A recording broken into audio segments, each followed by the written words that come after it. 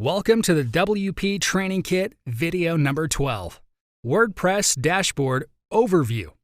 In this video tutorial, we're going to learn everything about the WordPress dashboard. It is important to understand the functionality of all the options of the WP dashboard to use them effectively. So let's get started. So here, we have logged in our WordPress dashboard. This is also our account homepage. Here you can see all your details, like the number of posts, total comments, and a number of pages. It's running on 2019 theme. You can save drafts also with draft title and its content. Below, there are WordPress events and news. It's showing recent activity on the site here.